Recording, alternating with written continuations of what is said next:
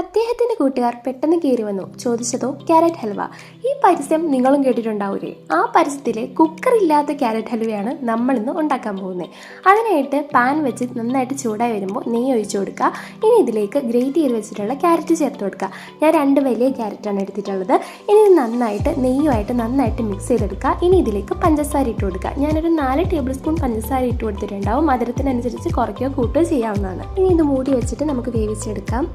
ഇടയ്ക്ക് മൂടി തുറന്ന് ഒന്ന് ഇളക്കി കൊടുക്കുകയും കൂടി ചെയ്യണം. മീഡിയം ഫ്ലെയിമിലിട്ട് വേവിച്ചെടുക്കാം. ഇനി ഇതിലേക്ക് 1/4 കപ്പ് പാൽ കൂടി ചേർത്ത് കൊടുക്കാം. പാലും കൂടി ചേർത്ത് നന്നായിട്ടൊന്ന് മിക്സ് ചെയ്തിട്ടെടുക്കാം. പാല് നന്നായിട്ട് വറ്റി വരുമ്പോൾ ഇതിലേക്ക് വേണമെങ്കിൽ കണ്ടൻസ് മിൽക്ക് ചേർത്ത് കൊടുക്കാം. ഞാനിവിടെ ചേർത്ത് കൊടുക്കുന്നുണ്ട്.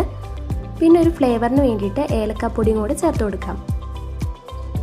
ഇതെല്ലാം ചേർത്ത് കൊടുത്ത് നന്നായിട്ട് മിക്സ് ചെയ്തിട്ടെടുക്കാം. അപ്പോൾ നമ്മുടെ ഹൽവ റെഡി ആയിട്ടുണ്ട്. ഇനി ഇതിലേക്ക് ഒരു ഭംഗിക്ക് വേണ്ടിയിട്ട് നട്ട്സും കൂടി ചേർത്ത് കൊടുത്ത് മിക്സ് ചെയ്തതിന് ശേഷം മാറ്റി വെക്കാം.